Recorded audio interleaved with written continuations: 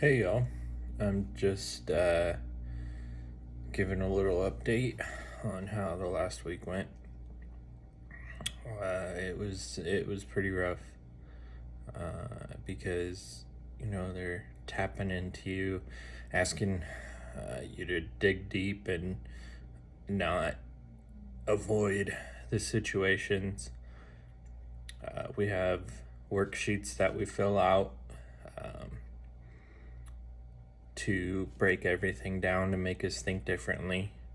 They're called a stuck point, so you're stuck on something that maybe it's your fault, or I can't trust people, or if I do this, then something bad's gonna happen. Crowds, anything like that.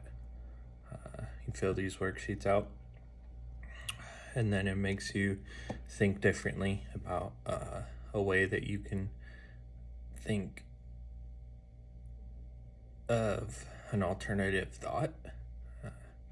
In that way, you can just keep telling yourself that once the original thought comes up.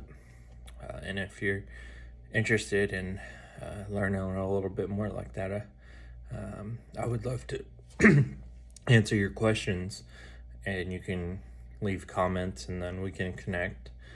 And so, if you are interested, let me know and we can go a little deeper in that. We also did equine therapy, which is working with horses and donkeys, where if you are stressed yourself, or you have anxiety or tense, the equine, the horse or the donkey, will recognize that, and they themselves will tense up and have anxiety, and they won't do what you want to do. And so in order to get them to go from point A to point B, you have to be in tune with yourself, and you have to tell yourself, I'm going over to that barrel, or I'm going over to that cone. And you have to be in tune with the horse or the donkey. And once you are true to yourself, then that horse or the donkey will go with you. It's very interesting and it's very relaxing. The place that we went to is called Stand and Balance. It is not where you ride. It's not riding therapy. You basically lead the horse with a lead rope, or the donkey with a lead rope. And I can also include the website as well. It is down here in the LA area. And they, I believe, are a nonprofit, and so they operate with money donated. So you can also donate if you are feeling like you want to donate to a charity that helps, not only veterans, but it helps members in the community and, disabilities. So that's one thing that we, did as well. And then one thing I did to kind of take my mind off everything was I went to a men's basketball game versus Washington, and it was a big step because I don't like crowds, and I felt enclosed. But we were doing this thing this past week